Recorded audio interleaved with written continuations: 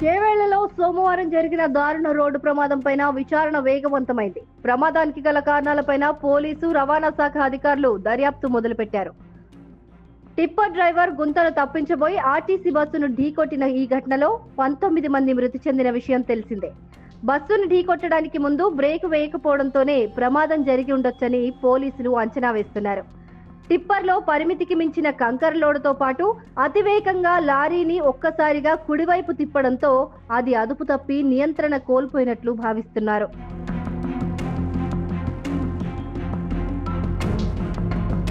బస్సును టిప్పర్ ఢీకొట్టిన తర్వాత సుమారు 50 నుంచి 60 మీటర్ల దూరం వరకు ఈడ్చుకెళ్లిందని కూడా అంటున్నారు. దీన్ని బట్టి బ్రేక్ వినియోగించకపోవడం లేదంటే బ్రేక్ పడకపోవడం జరిగి ఉండొచ్చని పోలీసులు భావిస్తున్నారు. టిప్పర్ను రవాణా శాఖ అధికారులు పరిశీలించారు. యజమాని లచ్చు నాయక్ ఈ ఏడాదే టిప్పర్ను కొనుగోలు చేశాడు.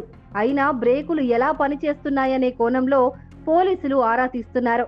డ్రైవర్ ఆకాష్ ధన్యా కాంబ్లేకు లైసెన్స్ ఉందని అధికారులు నిర్ధారించుకున్నారు.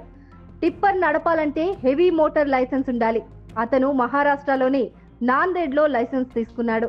దాన్ని స్వాధీనం చేసుకున్న అధికారులు అది అసలైనదేనా అని నిర్ధారించుకోవడానికి మహారాష్ట్ర అధికారుల్ని సంప్రదిస్తున్నారు. ప్రమాదం జరిగినప్పుడు వాహనం ఎంత వేగంతో ఉందో తెలుసుకోవడానికి కూడా అధికారులు దర్యాప్తు చేపట్టారు.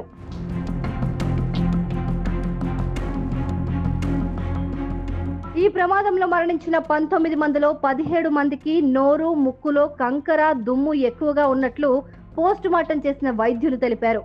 ప్రమాదం జరిగిన వెంటనే కంకర మొత్తం బస్సులో కూర్చున్న కుడివైపు వారిపైన పడిపోయింది. దీంతో వారందరికీ కంకర దుమ్ము ముక్కు, నోట్లలోకి వెళ్లిపోయింది.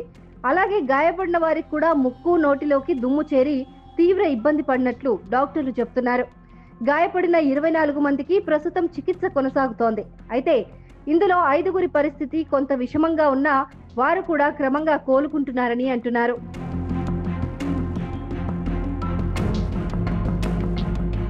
ప్రస్తుతం చేవెళ్లలోని పిఎంఆర్ ఆసుపత్రిలో 14 మంది, వికారాబాద్లోని ప్రభుత్వ ఆసుపత్రిలో 10 మంది చికిత్స పొందుతున్నారు.